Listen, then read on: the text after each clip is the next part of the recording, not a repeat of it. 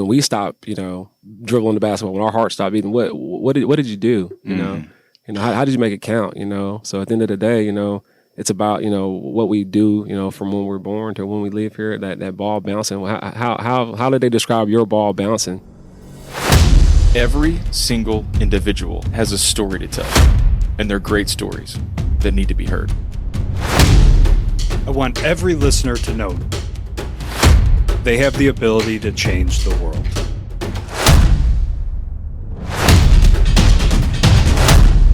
Welcome to the 1720 Podcast. What's up, Mount Movers? Welcome back to the 1720 Podcast. We're excited to have Kevin Butler join us today. Construction's on the prep sheet. Street ball's on the prep sheet. Stewie's wearing his basketball socks today. We're going to be talking about all of his love languages today. But I'm excited to hear how y'all know each other and the relationship and all that. So let's get it going. Yeah, so you probably can tell the story better than I can. I think Kevin and I met, what's the year going to be? 6 or 7, 8 years ago? Yeah, probably 7 or 8 years ago. Referral to me as an attorney from Blaine Allen. That's correct. I think. My bonding agent. That's it. Yeah. And so shout out to Blaine. Yes. Had some issues going on a project. Said, hey, Kevin needs some help. And so you guys show up at my office. I'm like, well, all right.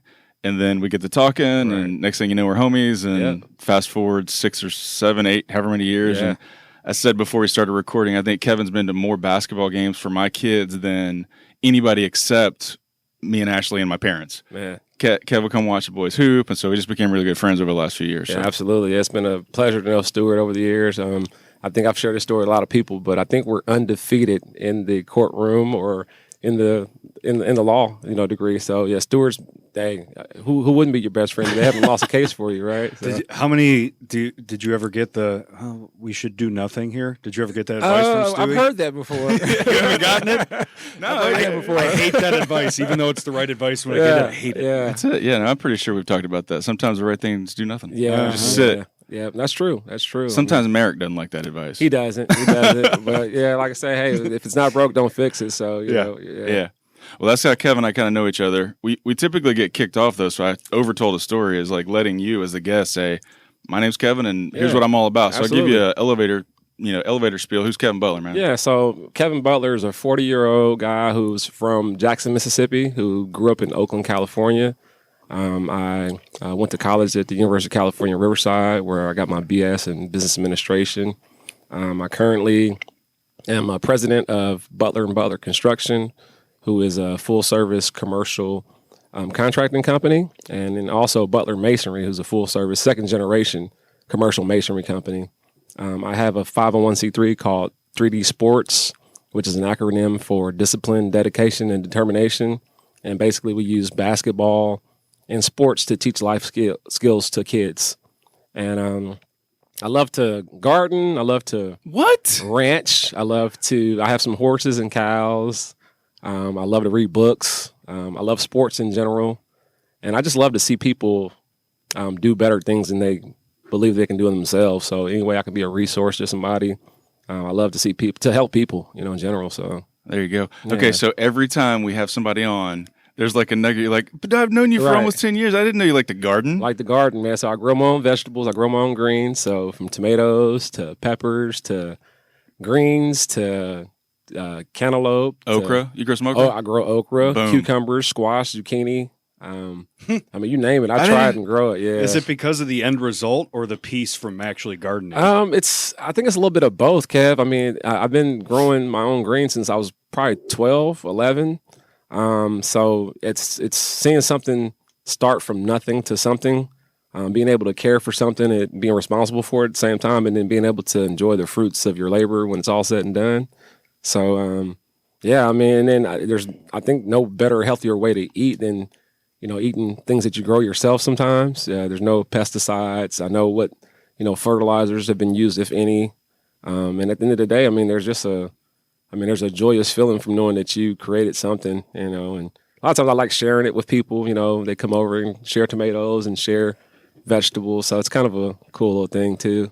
That's awesome. Okay, so here's the thing you don't know. Ian Fullington? Okay. Yeah. also a gardener. Is he? Yes, Ian. Okay. And my boy Nick Brooks. I don't know if I don't know if he listens or not, but he is a gardener. He's in-house counsel at the Beck Group. Okay. He actually texted me this weekend pictures of his okra. He had cut them down and like a bowl full of okra on the counter. And I was I'll like, have to talk to both of them about that. Yes. Man. So appreciate that. There you go. That alley-oop right there. Oh, there. See, there. That's an alley-oop. You know the gardening folks in your office because hey, I got extra jalapenos. There you go. They're great. Yes. Like they're super passionate about their zone. Like I'm bringing a bushel For sure. Everybody's getting some. Yeah, I love it. That was that's a little curveball I wasn't expecting there. Yeah. That's awesome. All right, so let's take it back to Jackson. Jackson, Mississippi. That's isn't that Jackson, Mississippi get a shout out in like an old Outkast song? I think they do. Yeah. I mean, they've been getting a lot of shout outs lately with Deion Sanders coaching Jackson State University. Yes. Now. So so on the map a little bit, Jackson, Mississippi, shout out. So tell us what's up in like what's like growing up in Jackson, Mississippi? So I was actually born there, so didn't grow up there, but all my family's from there. So Mississippi is a very hospitable place. Everyone's very friendly. Hey, even if they don't know you, come inside, get something to eat. Mm-hmm. They want to know who your family is, So where we're from, most of our family lives on that same street. So everyone's pretty much related, whether it's cousins, uncles, aunts. Even though we didn't have much growing up, we had love. Yeah. We had family ties, everyone supported one another. And even to this day, our families are really, really close.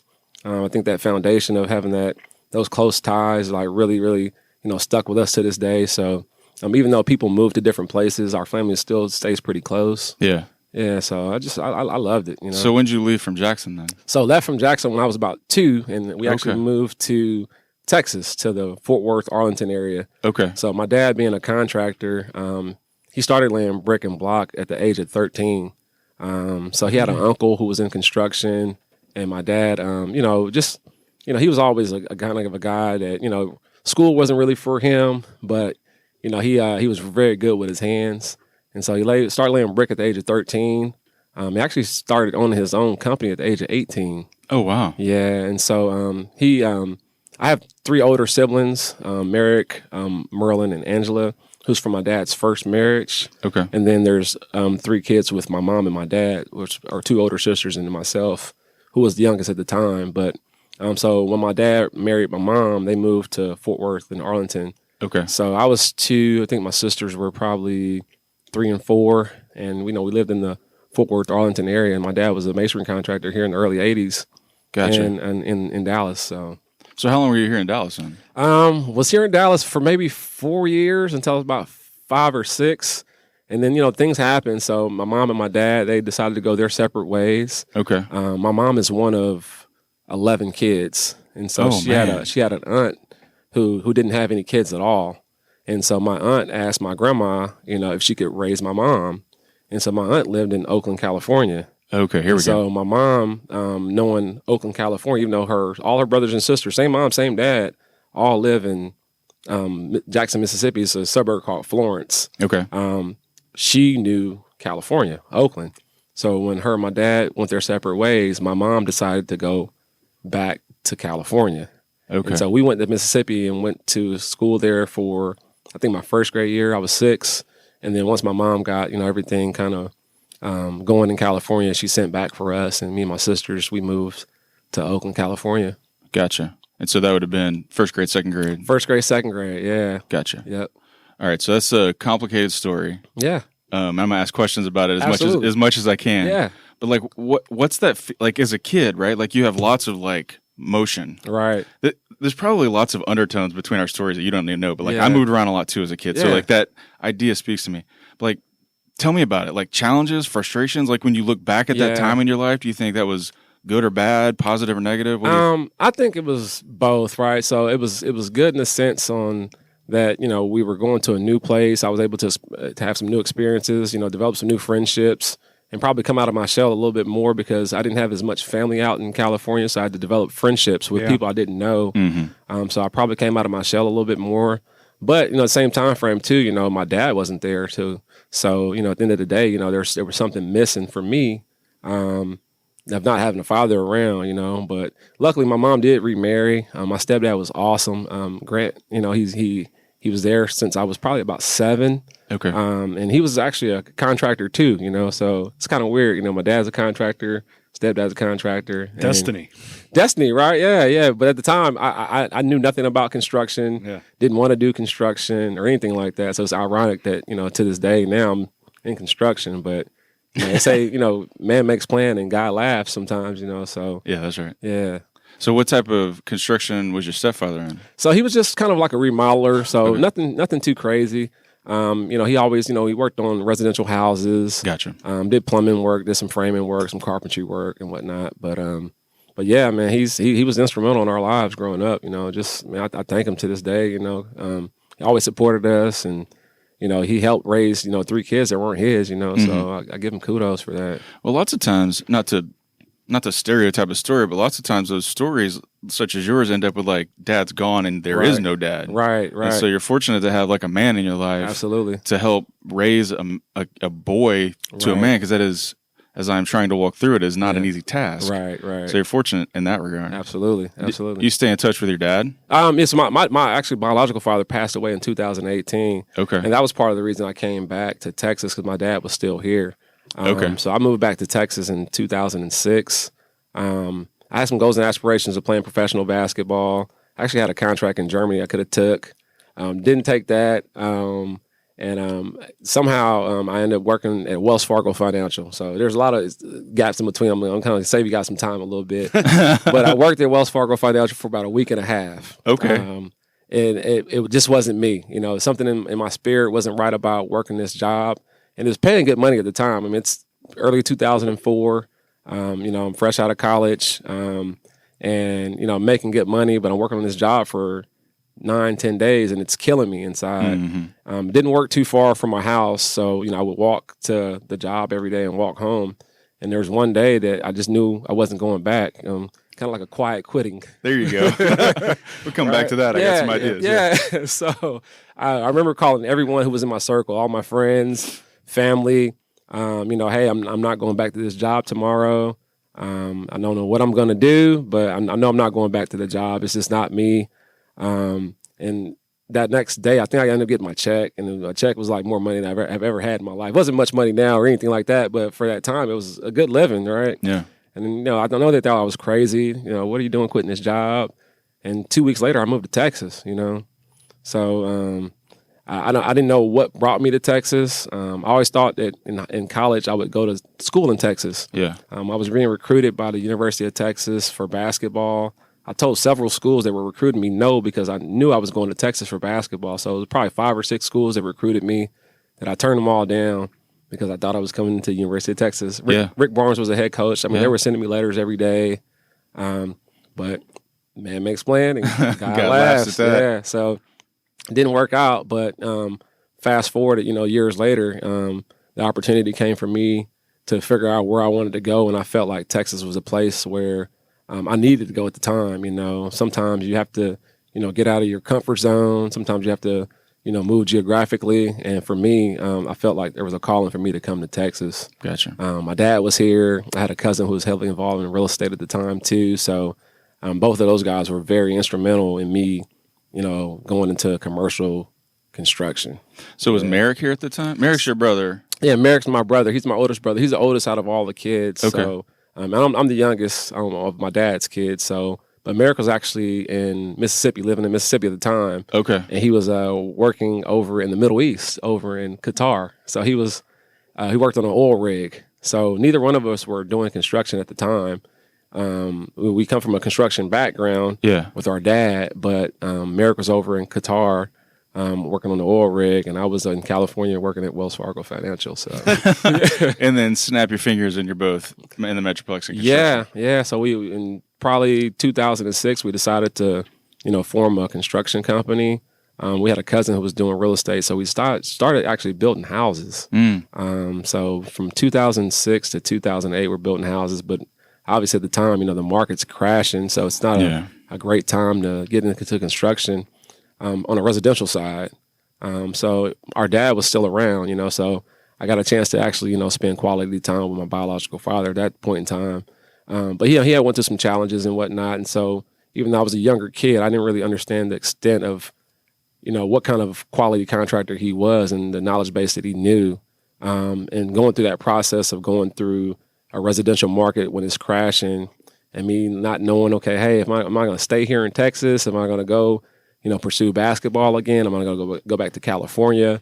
What am I going to do? And at that point, he was telling me about, just commercial masonry, commercial construction, and kind of sparked that interest for America myself and wanting to start our company on the commercial side. So go ahead, Kev. Sometimes in downturns in a relationship industry in area like Texas, that's opportunistic, because if your number's just a little lower and you don't have the relationship, you might get it because of that downturn. It's far more competitive and less jobs to get. That's right, Kev. So maybe it helped you get some market share along the way. I think it did for sure. Yeah, we learned a lot of lessons through that. Oh, yeah. I know our dad was telling us if we can be successful in down times like that, when the market does shift and turn around, we'd be in better position to be successful. So that's right.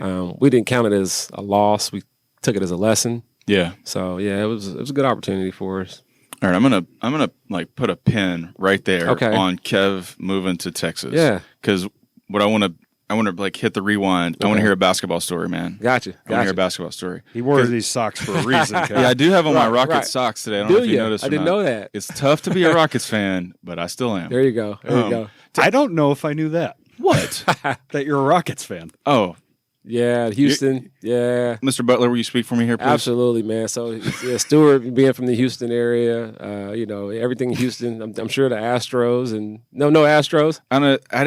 I still don't care too much about baseball or Really? football. Okay, so gotcha. I didn't start even caring or knowing that those sports existed until I moved to the Metroplex. Wow. So ironically, if I had to pick a baseball team, it's the Rangers. Okay. If I had to pick a football team, it's the boys. Okay. But basketball, because that's where I lived, that's all I did is the Rockets. Okay. Well, as Michael Jordan's representative, let me just say you're welcome for taking 2 years off. Absolutely. There you Those go. two championships that- definitely have an asterisk by them. Yeah. MJ would have 8. He took a little break. Before a break, for It's sure. actually ironic you say that. I heard Vernon Maxwell and Gilbert Arenas. Gilbert Arenas has a podcast, and he had Vernon Maxwell on there. And Mad Max. Mad Max, he was talking about those 2 championships, and he said, those championships were earned, He said that they're not asterisks on them. And he actually brought up some interesting stats that they used to beat the Bulls a lot.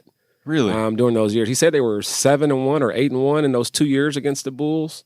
Interesting. When Jordan came back, yeah, or no, before Jordan left. Before he left, they were 7 or 8-1 against him in those years. So doesn't sound like playoff Jordan. Yeah, I know it. You also drink the MJ Kool-Aid, though. I grew up in the '90s in Chicago, man. Yeah. I'm not judging you for it. I'm just saying that's the truth. I'm an MJ fan too, Kev. So yeah. So the Astros championships? No. So I believe that I think they are, and I'm a Rockets fan. Yeah. Feel free to say it. Yeah, I think if Mike was there, guys, I don't think there's no chance they win those championships. I'm sorry, Mad Max, but don't get mad at me. But man, Mad Max was on the news all the time for doing something stupid in Houston. I remember this one time he got pulled up to an intersection and some guy drew a gun on him. Oh wow! And he hopped out and yanked the pistol from him and beat a dude with his own gun. Really? Max was a crazy person, he was man. Crazy. Yeah. He was crazy. I think he was from Florida. I think. I can't remember where he's from. There it is. Yeah. There it is. There it is. Yeah. All right, so rewind. Put that truck in reverse. Tell me a basketball story. When did you start hooping? Man, I started playing basketball at the age of 7. So when I moved to California, not having my dad around, I was around a lot of sports. So a lot of coaches for me were people that poured into me. Mm-hmm. Besides my stepdad being there for me, he didn't really play basketball or sports, but man, sports really kind of, I think, helped save me because it kept me in positive environments. I don't know if you know about Oakland, but Oakland doesn't have the mystique of being the glamour city, even though it's a beautiful place, but it's more of a stigma for being tough, violent, crime, gang infested, which is true. But at the time, growing up there, you don't really see those things because you live there. And I guess it kind of taught me how to navigate tough waters. So I wear it on my sleeve and my shirt, that I'm from Oakland. I think it helped me to learn how to navigate through life. Through tough challenges, but at the same time frame, the sports for me, those coaches they poured into me. That's the kind of reason why I started my 501c3 nonprofit, 3D Sports, because I felt like basketball really saved me, kept me in those positive environments. It taught me how to be a team player. It taught me perseverance, and really I think it helped me to to navigate the trajectory of my life, you know, through going to college and kind of finding out what I wanted to do in life, you know. Even though I didn't know it was construction, but the things I learned along the way with basketball, going to school, and then, you know, circling back full circle with the things that my dad knew. I think, you know, basketball was a big, important part of my life. You know, something I've learned about basketball over the last decade of my life is, and you probably can like share this sentiment, is it's more than a sport to me because I learned to love it at an age where I needed an outlet. Right. And so like it became, I love the game, but it became this space that was safe for me to go, like be aggressive, absolutely, and like vent frustration, and like the physical activity was good for my mind. And for sure, I didn't know it at 14, 15, 16, 17, 18, but you know, when I started coaching my kids, I didn't understand why everybody didn't love basketball like I did, right? And then I've looked, reflected, and thought, and just like this is why it means so much to me is because in a very I don't know, vulnerable is the right word, but like a tricky phase of my life, it was my safe space. Yeah. And so it's kind of feels similar to you. It's just like, it's more than a game, man. It is. Your words, it saved you. It kept you out of whatever was going on in Oakland. Yeah, it did. And basketball became life for me, you know. It was a passion I learned to love. It was something that kept me in positive environments. It was something that, you know, introduced me to tons of people. Some of my best friends, I've become friends with them through basketball. That's, you know, back in the day and even to this day now, you know, so I've been able to travel so much with basketball. I've experienced, you know, being on TV shows. I was on a TV show called City Slam with ESPN. I met tons of pros. I'm friends with, you know, guys that have played professional basketball, guys that coach in the NBA now. It's been awesome. Yeah, an awesome journey with basketball for sure. So like, when did you realize you were good at it? Not when you were 7, right? No, I was probably terrible at 7, right? But you say in order to be good at something, you got to be bad at it first, right? So, but I think I really realized I was good at it probably when I got to probably middle school. So I went to Claremont, which is in North Oakland. It's the same middle school that Gary Payton went to. Oh yeah. And then I went to high school at St. Joseph's, which is in Alameda, which is the same high school that Jason Kidd went to. Went to some traditional basketball powerhouses, and I felt like I needed to go to those type of places to help cultivate, you know, me as a basketball player. I felt like, you know, if guys that went there before me, you know, were able to, you know, hone their skill sets and get great tutelage from coaches that were there, I felt like it was a place I needed to be also too. So kind of wanted to follow that same pathway for my basketball career. Do you get to just pick your spots? Like in Texas, you can't really do that. I guess in a private school space you can. The private school, yeah. So actually, Claremont was kind of an open district. We actually lived in East Oakland, and Claremont was over in North Oakland. So I would have to catch a bus and the BART train, which is the Bay Area Rapid Transit. So I would have to travel probably about an hour and a half to school each way. So being that it was an open district, I didn't actually go to the middle school where we lived at. So okay, yeah. And mom and stepdad cool with that decision? Like they appreciated it for what it was? Yeah, they were pretty cool with that decision. They supported me on it. My sisters at the time were going to school near our home, and they were actually going to a private school, rival private school, which is it's called St. Elizabeth's. It's a rival high school of St. Joseph's. Okay. So really couldn't afford to have a couple, you know, more than one or two kids going to private school at the same time. But so they ended up going there first, and when I got to high school, I ended up going to St. Joseph's. Gotcha. Yeah. So what's that journey look like for you in terms of like finding yourself through that? And obviously there's a recruiting process in there that I don't know a ton about. Tell me more about that journey. So that journey for me was great. I think you know, my summer of my 8th grade year, I was trying to figure out, you know, am I going to be able to go to St. Joseph's or not? There was like a test you had to take to get into school. I think I had to go to summer school because there was a kind of some learning curves as far as the public school sector versus the private school sector. So some things I needed to get kind of brushed up on and caught up on. But it ended up working out for me. I think the process of going to St. Joseph's was great for me because one, it was a Catholic school, so I wasn't really familiar with myself going to a Catholic school, going to mass, and just the wearing uniforms and things like that. So it gave me some great structure, I think. But the process was great for me because at the end of the day, I wanted to go to the school to play basketball. So we got a ton of support from faculty and staff academically, and then obviously basketball wise, it was a great choice because it's a traditional powerhouse who knew how to train kids and how to give you a good platform to showcase your talents and skill sets. So it was great for me. I mean, is this like Oak Hill Academy? Same sort of school? It's kind of like that. I know my sophomore year in high school, I think we got to be on the USA Today's top ranked high schools in the country. I think we got up to number 13 or 14 at one point in time. Mm-hmm. So we had an awesome team that year. I think that year, out of the 12 or 13 kids on the team, I want to say eight of them played Division I basketball. Oh, wow. So including myself, and then we had probably 2 or 3 that played Division II basketball. So out of the team, I mean, everyone went somewhere. I mean, our we were 6'11", 6'9", 6'8", 6'5", and he was a McDonald's All-American.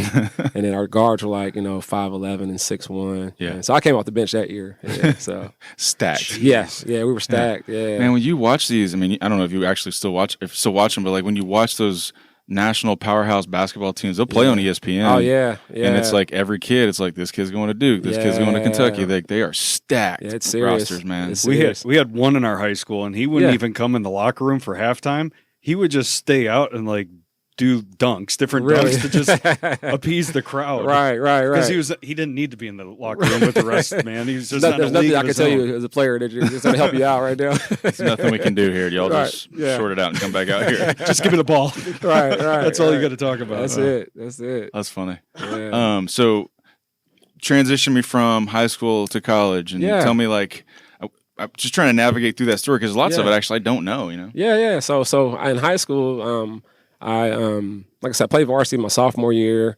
Really didn't become an integral part of the team. I would say probably until my junior year. Let me hit pause on that because we talked about some of that stuff before we started recording. Yeah, about playing freshman basketball and then jumping. This is for William. Okay. Like, rewind me and tell me that story, and I'm going to point William back to the 30-minute mark here to listen. No problem. So absolutely. So when I got to high school, I was probably 5'6" or 5'7", probably 125, 30 pounds soaking wet probably. Yeah. And so I played freshman basketball that year. So my body wasn't really developed. I had goals and aspirations of wanting to play JV. I felt like, playing JV as a freshman would put me in a great position to play varsity as a sophomore, which was always my goal. Mm-hmm. So it didn't happen for me that year. Played, freshman basketball. But then next year I had a growth spurt. So I had a growth spurt in the sense of my body growing, getting taller. And then I had a growth spurt as far as my body getting more developed from, understanding, weight training, understanding how to push my body to limits because it was a great program to be in. So that following year when I came back, I actually didn't even play JV basketball. I went from freshman to the varsity team. I was actually only sophomore on that team, which is a national powerhouse team that played varsity basketball that year. So a lot of times it's not where you started. Sometimes it's where you finish at. Yeah. And so I would say, for kids such as William, don't get discouraged. If it doesn't happen for you right now, but just continue to put that work in and persevere and push through. And a lot of times, things happen, the way you want them to in the end. So go ahead, Kev. So at that moment, you would have either been the superstar of the JV or you're coming off the bench at varsity. Correct. And you preferred the bench at varsity. Yeah, I did. Kind of a humble perspective that young. Well, for me, I knew I had time. I knew, being a part of that culture for being a varsity player and being around those guys who were studs at the time. I mean, they were. They were all older than me, but they were good. So for me to be able to practice with those guys and to be able to get accustomed to that physicality, the speed.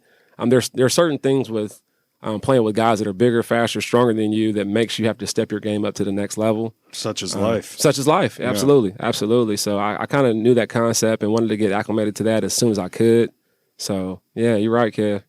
There are 2 points in there. Like, those are basketball stories, but I kind of felt like we were angling towards a couple of points to be made, right? Yeah. The first one is the work that goes in. Right. We were talking about it before we hit record about what Drew Hanlon calls his unseen hours, but we're just kind of talking about, like, you got to put the work in. That's right. That's a basketball story, but that's a business story, that's a life story, that's a marriage story, that's a parenting story, that's whatever, like, phase of life you're in story. Right. It doesn't just happen, right? Like, you don't go from playing, and you can make this metaphor over the top here, but you don't go from playing freshman basketball to varsity basketball the next year without putting in the work. No, not at all. Not at all. Yeah, I mean, it's what you do when the lights aren't on, Mm-hmm. And at the end of the day, there's a certain amount of work. I think there's a correlation between, having faith and then putting in the work. And I always say, faith plus work equals favor, So at the end of the day, if there's things that you want, I think God's going to do his part. You have to have faith, but you have to put the work in, I think there's a Bible verse that says faith without work is dead, So at the end of the day, there's nothing that you can accomplish if you don't do your part and put your work in, so. My guess is that's in James somewhere. James wants you to get to work. There we go. The other thing I want to kind of hone in right there is playing up. Yeah. Right? Like this idea that the reason, again, listeners are going to have to make this metaphor of the top of our basketball story, Absolutely. but you don't get bigger, faster, and stronger by playing on the freshmen. You get bigger, faster, stronger by playing up. That's right. And so you have to find those spots in your life where you're like, you know what, I'm going to go play up. Absolutely. Because I'm only going to get stronger. I'm only going to adapt to the speed of the game. I'm only going to learn how this is nuanced, whatever. Like you got to listen to that with the life metaphor over the top of it. Yeah, I agree. By playing up, For sure. There's a saying too. They say that you are a culmination of the five most people that you hang around the most, you know. So whether it's basketball, whether it's just life in general, whatever goals and aspirations you have, if you look at your circle of people or people that are close to you, those 5 people that are probably closest to you, you're probably the average or culmination of those people. So I think, for basketball, with wanting to play up and play against better players, in life, whether it's in business and you want to play on larger levels in your business, you have to look at your circle or people around you sometimes, to see what that looks like. If you're leading every single one of them. Right. You're in the wrong room, right? Kev is half swiveling and he's got his ring off over there. Yeah, this is, when we start getting into this stuff, this is the chair swivel, the cord ravel. Absolutely. These are all like, I'm into it. Yeah. You're like, what is this psycho doing? Just chewing the foam off the microphone. I like this. That's awesome. All right, so I stopped this to like kind of resonate on those 2 points, but then you're off to go play college ball. Yeah, I have to go play college ball. So, I'm going to the University of California, Riverside, which is still in California at this time, but it's in Southern California. And the program had just went from Division II to Division I. So my first year there, that was their first year playing Division I basketball. So for me, I wanted to leave my own footprints. It was an opportunity to start something new. And I felt like it was a good place for me at the time. So went down there and actually didn't know what I wanted to study or anything like that, which most freshmen don't. But playing on the basketball team, the first couple of games I didn't start, so I came off the bench. But I think being from Oakland and having that tough mentality and playing at St. Joseph's, with better players that were already Division I guys, I think I was probably better prepared to play college basketball at a Division I level. Mm-hmm. And so after that second game, I think I had 2 pretty good games coming off the bench where I really helped the team out. And then from that point on, Coach put me in the starting lineup. And to this day, I have the most starts in history at my college. So I started from the second game of my freshman year and then, sophomore, junior, and senior year, of course, too. So that's cool. Yeah, it was kind of a cool deal for me. And even though it was a smaller Division I school, the experiences that I had there was awesome. I mean, we got the chance to play UCLA and Stanford, and we played Arizona State a couple times, Oregon State. So, I mean, we played a lot of the bigger schools, too, but at the same time frame, it's a good experience for me. I don't know if I told you this or not. My cousin, led the way on me kind of, leaning into basketball. He's 6'7". He was a 3A state player of the year in 1991. Wow. They won a state title, and he went and played on a full ride at Sam. Okay. And I feel like when you used to, at least, when you ask him, what's the moment through that your playing career 4 years, that stands out? That was a really cool story. Yeah. The one he usually tells is they're playing at Michigan. Okay. He got banged and had to go get an and one, stand at the free throw line, and saw himself up on the Jumbotron. Really? Yeah. He's like, this is crazy, right? And this would have been in the early 90s. Fab Five. Was it? I think that was Fab Five time there because Weber came out in 92. It was definitely Fab Five. It might have been, yeah. They came back for their sophomore year. They played 2 years. Right. There you go. That's a good callback. I hadn't put that part of the story together. But anyway, just that's what he that was a crazy moment of his life. Which in early 90s, they didn't have huge jumbotrons. That was a big deal for Michigan to have one. But But so tell that story. Just say, what's your story? Like when you look back on those 4 years, like, man, that was really cool. What is it? I would say definitely playing against UCLA and Pauley Pavilion.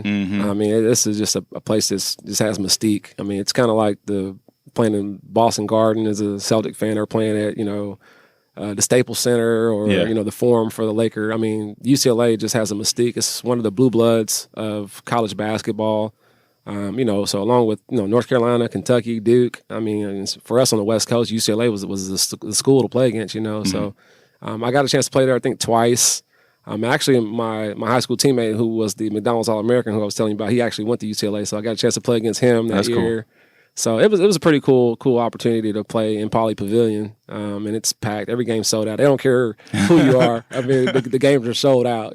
So I mean, students can't even get tickets there sometimes. So I was talking to somebody who's an Indiana grad, and was saying that that's the way it is at Indiana too. Is there's just not enough seats for all the students to go. And so 4 years there and never got pulled in the lottery to go to a game. It's crazy. Yeah, it's crazy. Yeah.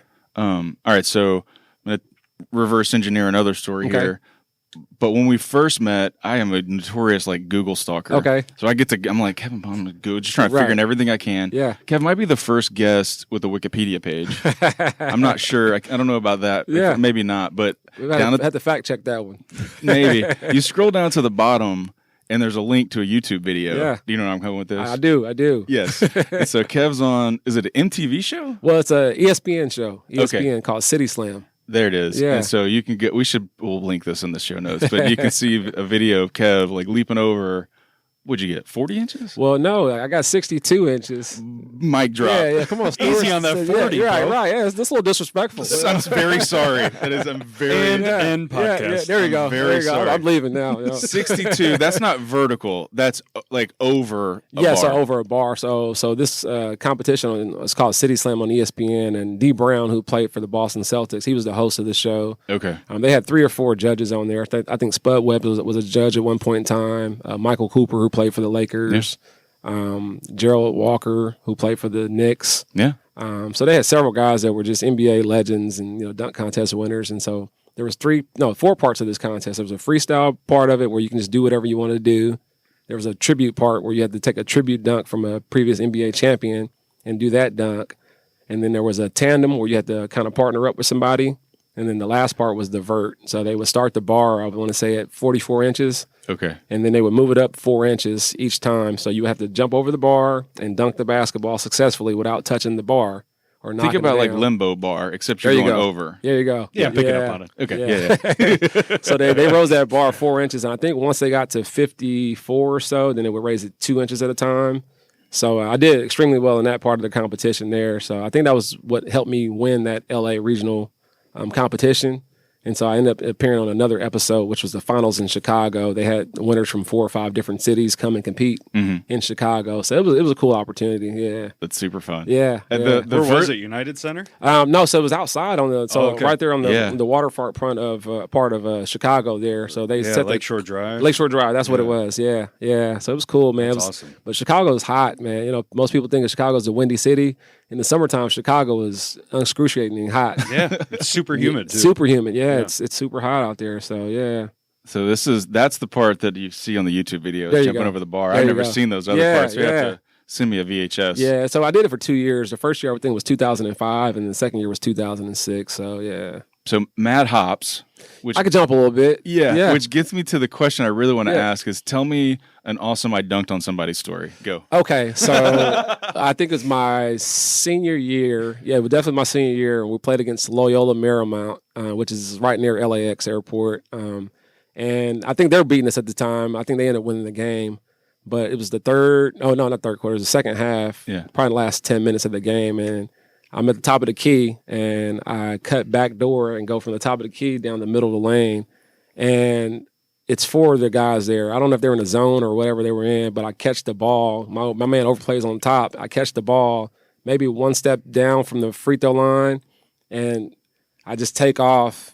And, I mean, I get fouled, so it's an and one. Uh-oh. I mean, it's their 6'9" guy, their big guy. It's their 6'8" guy.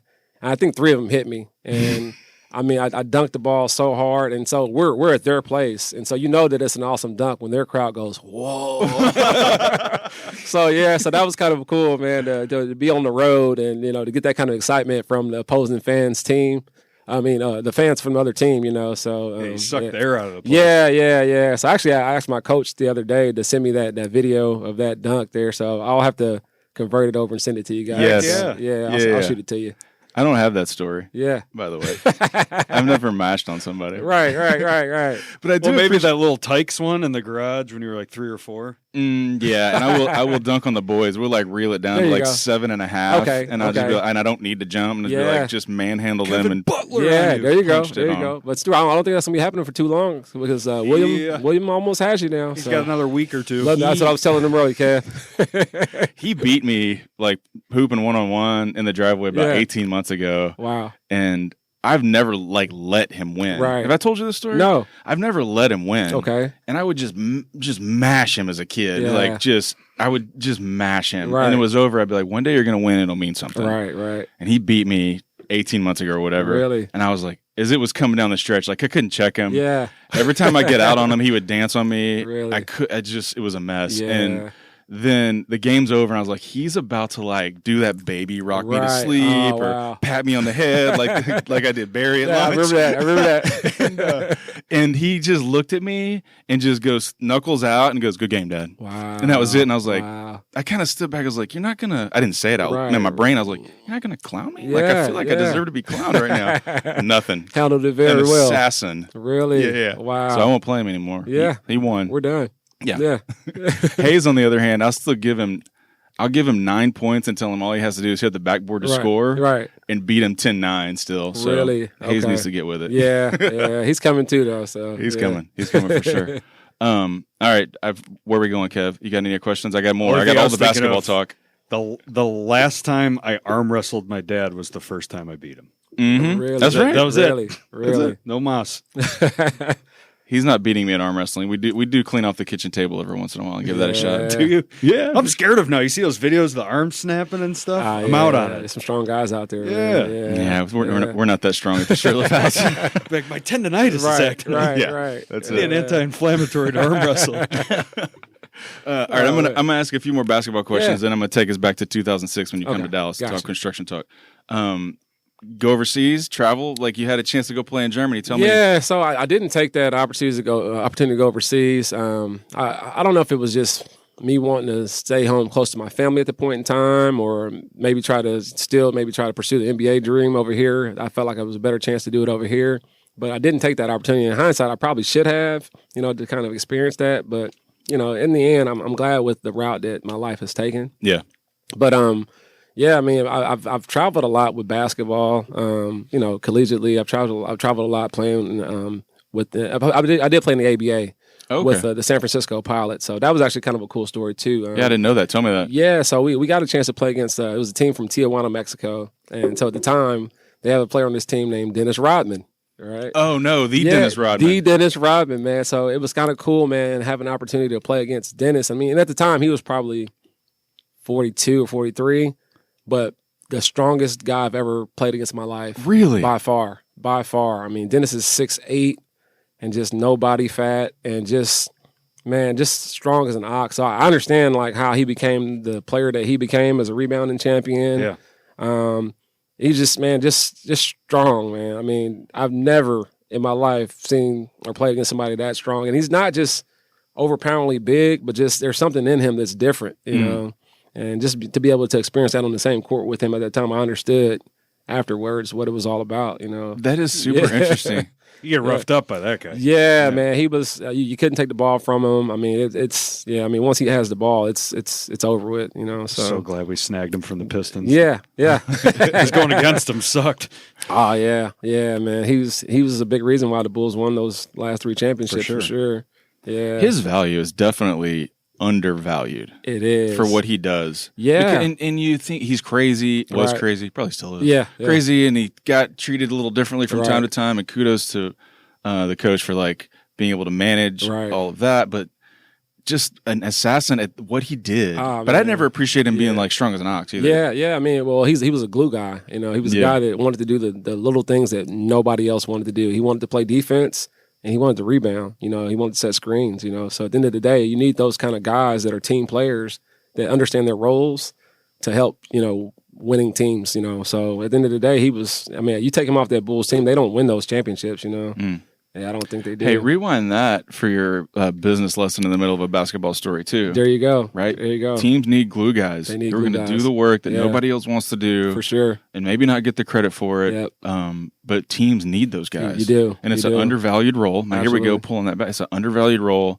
Right. But like real coaches, real leaders see that guy They do. and acknowledge him for the value that he brings to your team. They do. And they recognize it and they embrace it, you know, and it's part of that culture, you know. So at the end of the day, you know, everyone wants to do the glamour stuff, you know, to score the baskets and to make the assists but you know, those little things that are intangibles that are a part of winning cultures, you know, those things are super important. You know, most teams that are winning teams have them.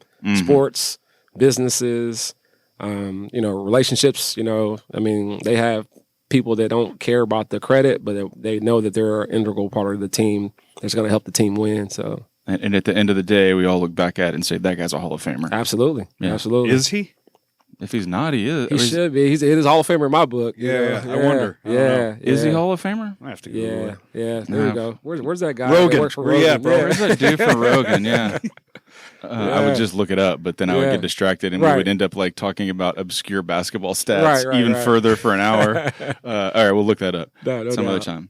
All right, so any other, like, maybe I skipped some stories. Tell me more stories, or is it time to go back to 2006? Let's see here. I'm sure I got something else here, basketball-wise. What do we got here? You didn't think I was going to pull all that business stuff out of basketball stories, did you, Kev? No, I mean, he's teeing up some great correlations. Yeah.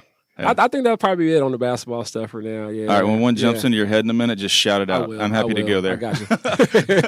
All right, take me back to 2006, I think. 2006. So that sort of, at least, is winding down. That phase of your life is winding down. And you're headed back to Dallas, Arlington, Fort Worth area. Right. To hang out with your dad. Yeah. And I want to know more about that. Because, so, yeah, absolutely. So my dad, you know, he wasn't involved in my life growing up. So at one point in time, you know, no one knew where my dad was at, you know. So, you know, we got disconnected from him. No one knew, you know, if he was alive, if he was doing well, or, you know, knew where he was at or anything like that. And my aunt found my dad probably back in 2004, my senior year in college, matter of fact, because my dad actually ended up coming to one of my college games. Him and Merrick came down, and they actually came down for 2 games because we would play on a Thursday and Saturday. So they came down for the Thursday game and the Saturday game. And so from that point on, you know, that's kind of when me and Merrick, you know, got back, you know, tight. And then me and my dad, you know, we started to, you know, communicate a lot more. So me knowing that he was in Texas, and that I had still some family out here, and you know, having that magnetic tie to say, hey, Texas is a place I need to be at, you know, I decided to move to Texas. I think I want to say it was January 12th, 2006. I remember the day I moved here. That's crazy. Yeah. It was a Southwest flight. I flew into Love Field Airport. My cousin had someone pick me up. And, you know, from that point on, you know, I was, you know, around my dad every day for 12 years. So from 2006, January, and then he passed away in March of 2018. So for me, that was like probably the most important time for my life to help shape me as a man and the person that I would become, because he was able to fill in a lot of gaps, things that I didn't know that I wanted to do, things that were inside of me. He was able to pull some of those things out on a level that I didn't really understand until probably around 2013 or so. So it was just super important for me to really reconnect back with my dad, for me to be able to gain the lessons I got from him to be my coach on the job.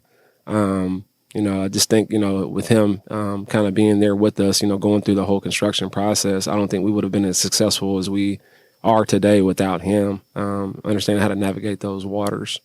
Okay, man, I got a lot of questions. Yeah. I'm going to ask them. You don't have to answer all of them. No, that's fine. Yeah. How does that come up? Like I'm going to come back to Dallas and hang with you, Dad. Yeah. How's that come up? Is that your idea or his idea? So it was actually, I think, more of my idea. So my dad was actually staying with my cousin who was heavily involved in real estate at the time. And me and my cousin, we would talk from time to time, and he was telling me about some things that he had going on here in Texas. So, obviously, the market was good, prior to that. So he was very successful at buying real estate, renovating real estate, selling real estate. So, and he would use my dad to help him, on some of the properties that he would buy. And my dad knew about construction, and still at this time, I'm not knowing to the level that he, knew construction on, but my cousin was saying, hey, I think Texas, it would be good for you to come out, and me wanting to go to Texas when I was younger. I'm like, okay, hey, let's do it, Yeah. So just on a whim, I packed my stuff up, and I probably had a couple bags, and I moved and stayed with my cousin and slept on his couch, didn't know, what it would look like to this day here, but, that's where I got my start at coming to Texas, was laying on the couch of my cousin's house and being able to spend quality time with my dad, What's that time look like, right? Like, is it just hanging, just bro time? Or is it like you asking hard questions, or like maybe a mix of both? Yeah. Like, how do you make up for, well, that question insinuates that something was missing. Yeah. You may have said that, but like, there's been a period where he wasn't there. How do you utilize Right. that time to account for all that? Yeah, so for me, it was just being able to learn him. When I was 6, that was the last time I was really around him. Full time. So there was, obviously I had become my own person. There were some things, that I learned about myself growing up. That I needed answers on. And he was able to fill in those gaps for me. But just being able to spend that quality time around him, riding in the car with him, or he was still doing construction, doing small projects here and there, but nothing substantial. But being able to go on a job with him and to see what he knew. He was hands on. I mean, he still laid bricks, still laid block. I mean, he was at this time probably he might have been 50 at that time. But he's still on the wall, laying brick and block. So me seeing it with my own eyes, now that I can understand. I remember going on job sites when I was a younger kid, but it didn't register. I was just too young to understand. But to see it come full circle, I think it connected a lot of the dots. Like, hey, I remember what a trowel looks like. I remember what these scaffolds look like. I remember, going on this job site and looking at this over here. And so it tied a lot of the dots for me together from my childhood to, what he was doing, then. And it was just, like I said, on a small scale. But I think he saw something in me and my brother that he felt like we could be successful in this with knowing what he knew and pouring into us the way he did. So, yeah. What were some of those things? So, like, good mentors see things in their mentees that they don't see in themselves. Right. And you mentioned that, Yeah. which might lead to a purpose and all that. But, like, what were some of the things that he saw that you had blinders on until he exposed? Right. So I think a lot of it probably came from basketball with me, the discipline, the dedication. I think, from a school perspective of me having a business background and getting my Bachelor's of Science in Business Administration, I think that kind of helped, kind of what we do now. And so he saw things probably in me and my brother that he didn't have himself, so the discipline, sometimes, in divorcing and losing connection with your kids sometimes. So there's some things that, allow you to drift off and to not be connected to things that, that you love and care about, Yeah. And then I would say from a business perspective, he was a hands-on guy, so he knew the actual work side of it, but then there was a business side of it too, the business development side of it, the marketing, the advertisement, the politics of things. So there were certain things that he probably saw in us that would help connect being a successful contractor, not only knowing how to do the work correctly, on time, under budget, with quality, but understanding the other nuances of business that are sometimes often overlooked that successful companies know about. So I think he saw those things in us that we already had. He saw things that we didn't have that he could pour into us. And I think at the end of the day, it made us become, better people and better contractors too. Yeah. Yeah. Your 3Ds come from that. There Sounds it is. like, There man, it is. That's pretty There it cool. is. Yeah, it is. It really is, Kev. Yeah. I mean, I live by that acronym, in life in general. I feel like, we've talked a lot about sports today and the correlation between sports and life, but I feel like there's a lot of synonyms between sports and life, Yeah. And, that's the reason why it's one of my passions. It's the reason why I do have the 501c3 with 3D Sports to give back to kids, because I feel like I was that kid, at one point in time in my life. I feel like, I need to pay it forward sometimes. So, yeah. I mean, we were having that conversation. I think it was before we started recording, about me being at the vision meeting with William's small group last night. Right. And that's what some of the leaders there, like they're guys from the church who are pouring into our kids. Right. And that's what they're saying too. Like when they went around the circle and said, "Why are you doing this?" Over half of them said, "Because when I was a kid, I needed me. Right. I needed someone who could like be there for me. I needed someone that I could rely on." And I remember this guy, whatever his name was, who was that person, and it meant so much to me that I feel like I got to pay that forward. Absolutely. And this is you, man. Yeah. I mean, that resonates so much with me because I feel like I'm that person who I did need back then. So and I think it'd be I wouldn't be doing myself a service if I didn't give back. I feel like I've been blessed a lot through the journey. I feel like God put certain people in my life for a reason. And I want to be a resource to God as a source to be able to help other people out. And that's one of my passions, is to help other people out, especially, younger folks that are looking for direction and that can use my experiences in life and the things that I do know to help better themselves and put themselves in a good position. So, yeah. That's awesome, man. Yeah. Good for you. Yeah, appreciate it. Yeah. So what is 3D Sports? What is it, camps? Is it classes? What does that look like? So, yeah. So it's actually, we're an AAU program right now. So it's mainly boys basketball. This past year, we had a 15U team and a 16U team. And basically, we use basketball and sports specifically to teach life lessons. So, that's keeping kids in positive environments. That's, proper training.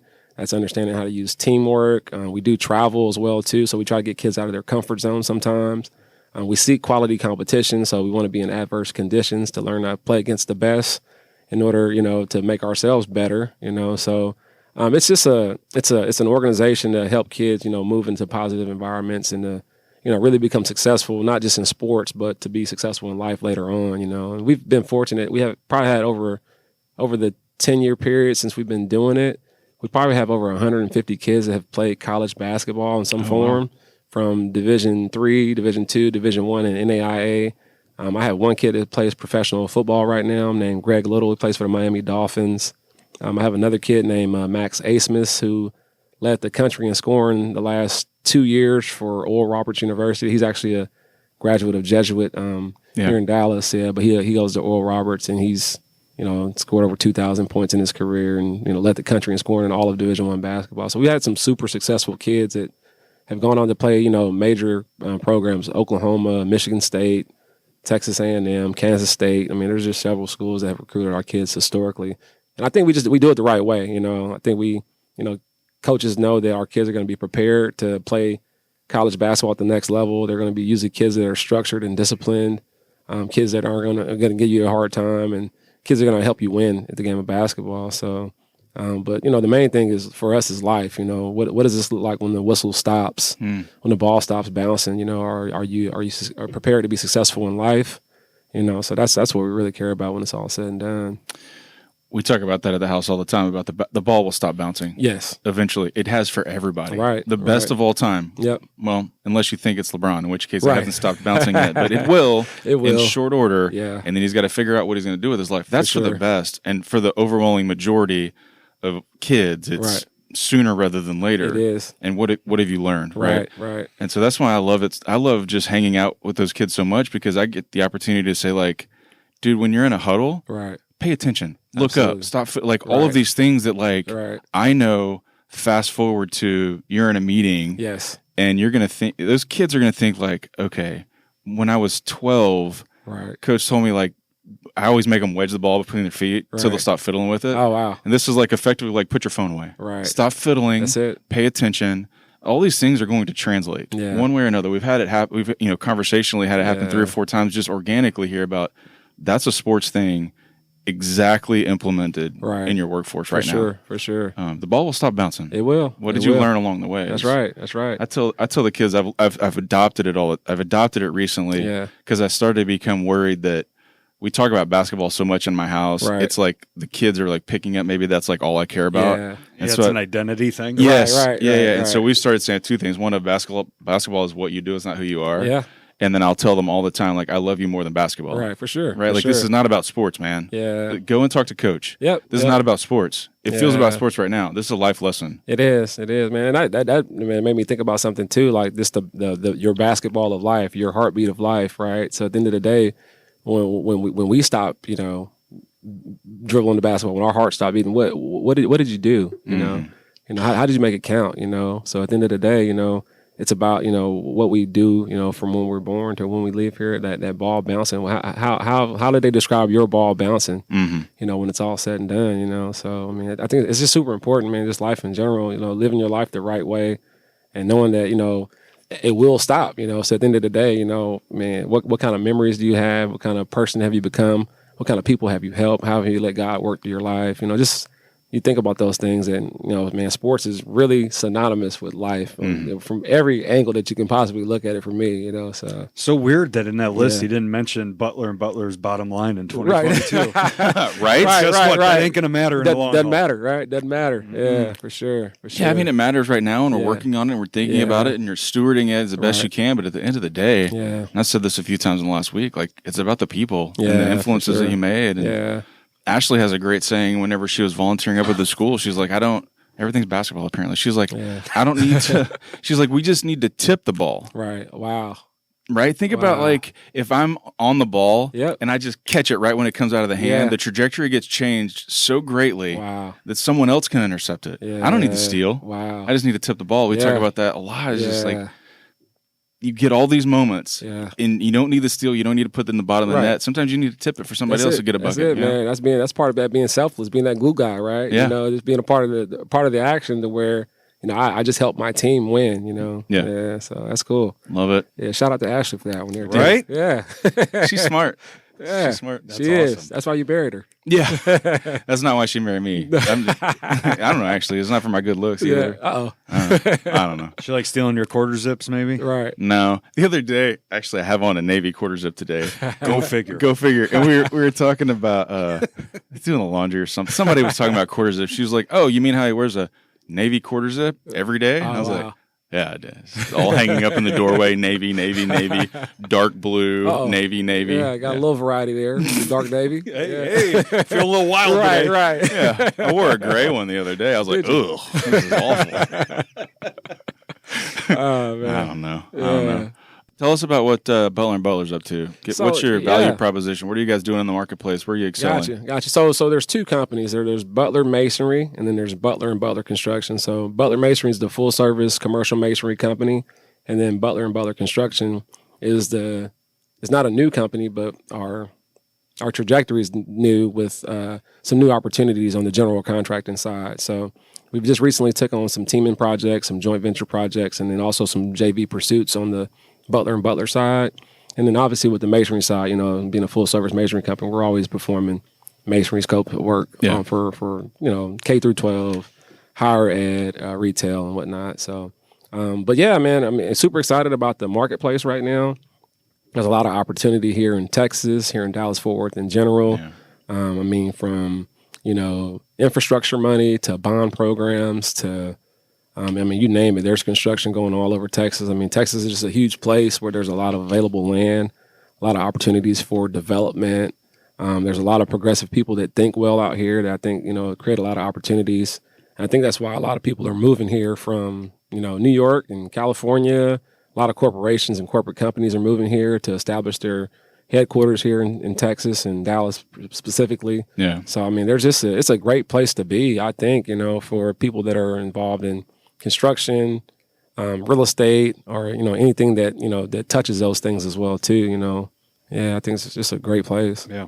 The statistics are still staggering. It's the number of people who move here every day. I heard it. I don't know exactly what it is. Daniel and I were whiteboarding some stuff the other day and kind of making some estimates. And I was just like, that is a staggering number of people who call Dallas or the Metroplex home. It is. On an annualized basis. Yeah. And no signs of stopping because of all these things you're talking about. For sure. I mean, we got maybe some recessionary concerns or everybody's, I'm sure you're hitting supply chain issues. Oh, yeah, and you for can't sure, get X for or sure. can't get Y. Yeah, It's just, that'll all stabilize. People are continuing to move here. Yeah. I mean, like you said, there's challenges with supply chain issues. There's labor shortages. I think based on the number of projects out there, I mean, there's just available workforce to perform those projects. I mean, there's an issue there. But, at the end of the day, I think that's where, some of your core values come into place because there's a lot out there to chew on, so you have to be disciplined to not take off more than you can, and then you can stand the appetite, sometimes, those are, just part of, just successful tidbits that people need to understand, sometimes it's better to be in your comfort zone and to be profitable and than to, be out of your comfort zone and take, one or two bad jobs and it negates those profitable jobs to where basically you're just spinning your wheels, so. I mean, I'm sure guilty I've told, of it. There you go. We all been there before. Yep. I'm sure I've told you this before, but one of my lawyerism sayings is that job might be the best one you never did. Absolutely. I've heard you say that before, Stuart. Yeah, yes, right. Yes. So this one's it feels like it stings right now, but going into this partnership or agreement or whatever that's not a partner you want to work with on a job that was thin to begin with. Right, for sure. Bounce that. See you later. Yeah. Those are great points there for sure. Yeah. I'll keep it very generic, but there was a very large job that I was pursuing, had it at the finish line. Okay. I had to travel to go finish it, and it was down to contract, and Stewie bled on it. Really? And the bleeding on it ended up costing us the job. Really? And there was I know what you're talking about. I thought I had it in the bag, Really? but there was some language that Stuart's like, you can absolutely not sign this. This is the worst of the worst. Yeah. And then we left from that trip from going to have it to not having it. And I was like, oh my God. Yeah. We needed that one. Yeah. And now you know what's going on that job. Yeah, so glad we didn't get it. So hindsight, you got the 411 on what's going on. Best job we never got. Really? Wow. There you go. I knew it, but I didn't want to accept it. Right. But it's huge. Yeah. It's got all the glass. Right. Yeah. And Thanks, Stewie. And all the problems and all the delays and all the finger pointing and all the... Oh, yeah. You don't even need finger pointing. It's a closed case. Yeah. You're getting... Yeah, for you. Yeah, you're taking the brunt of it. Right. Not all we would have. Yeah. Wow. So, there's your unsolicited lawyer advice for the day. Sometimes the one you don't get's the best one you never did. Yeah, that's right. awesome. And it feels good saying it. Yeah. What do you mean? Even if it's not true. Oh, yeah. It's just the whole that feels good to say that little morsel. Right. All right. Well, this is how we usually wrap this thing up. Is we've sort of jokingly called it the two-step. But we talk about books, a book you've read, something you love, and then just kind of a one big thing as we exit. Gotcha. Talking for the last, couple hours. Yeah, a couple hours. Yeah. What's a one big thing from Kevin Butler? So hit me with the book or 9 or whatever you got, man. So just books. So right now I'm reading a book called 10X by Grant Cardone. Yeah. Love that book. I just finished a book by Donahue Peoples called The People's Principles. I don't know that one. And he's a real estate guru from Washington, D.C. He's a big-time developer. So I've been kind of studying guys in development and whatnot lately. But some books that I've read in the past that, really are intriguing towards me are Who Moved My Cheese, Rich Dad, Poor Dad. That's a good one. The Richest Man in Babylon. Talked about that one yesterday. Yeah. There's a book by Tony Robbins called Power. I like that book. He talks a lot about like neuro-linguistic programming and modeling, just different techniques to help you become successful in life. Okay. So there's a lot of sports analogies with that. And then just like, as we say with sports, there's a lot of life analogies as well too. Mm-hmm. So those are some of probably my favorite books. I'm reading I've read some books by Paulo Coelho. He's a author of the book called The Alchemist. Oh, which is a great book to read. I like to read books. I've lately been listening to a lot of books, through Scribed and Audible. Mm-hmm. A lot of times, as a contractor, you find yourself driving a lot and in the car a lot. So to maximize your time in the car, Audible and Scribed have both been, awesome. I mean, I've read books in a day and a half now, Is Scribed the one that's like giving you it's like Cliff Notes for audiobooks? They have, Scribe has that also too. Okay. Yeah. So, they have magazines, they have books that you can read yourself on there. They have audio books that it reads for you. And there's podcasts on there. There's a ton of awesome stuff on there. Yeah. So that's probably the one I use the most now is Scribed. Okay. That's a good tip. I didn't even know. I'm very generally familiar with that app. Yeah. It's awesome. It's awesome. Uncle Diesel's going to be happy with that book list. Yeah. Oh, man. He gave me a copy of Richest Man in Babylon. Did he? He gave it to all of us. I think so, yeah. Yes. I think the author's name is George C. Clayson. Okay. It's a short read, man, but it's awesome. Oh, man. It's a good book to read for sure. Yeah, I hit a couple of Diesel favorites in that list you were running down. Okay, good, man. He's like, cool, who's Diesel? Who is Diesel? Daniel Harris, the COO over at Osborne. Gotcha. Okay, yeah. Okay, so let's give us a one big thing, Kev. Oh, one big thing, man. I'm think I'm going to tie it in with correlating sports to life, and then also too, sometimes we make plans for ourselves and God laughs. But I think in the end, if you understand how to persevere, to not quit, I think in the end we win. I think that everyone has gifts. I think God does nothing unintentionally. So everyone was created with a special gift. And I think a lot of times when we understand what our gift is sometimes and we can operate in our gifts, then there's prosperity that comes from that, and prosperity might be meaning wealth. It might be meaning, helping people. It might be meaning just whatever, the heart desires, but in the end, it's just us being able to allow God to be a source and us to be a resource and utilize our gift in a way that's going to bless others. And typically, when you bless others, God typically blesses you, and He does it, overly abundantly than what you can do for yourself, So just really allowing God to work through you, and utilizing your gift. Everyone has a gift, so identify what your gift is, and sometimes the plans you make for yourself, God might laugh, but in the end, you'll win, so yeah. There you go. Great conversation. Loved it, man. Yeah. Appreciate it, Kev, man. I enjoyed you guys too, man. It was an awesome situation here. Thanks, so, man, thanks for being a homie for a long time. Yeah, and this is a long time coming. And for those of listeners who are like, more basketball talk. Yes, that's right. With We packed it all into this week, though. There we go. Packed it all in right here. Yeah. With lots of tons of great stuff through there, Kev. For sure, so man. Thanks for hanging, man. No, I appreciate you guys too.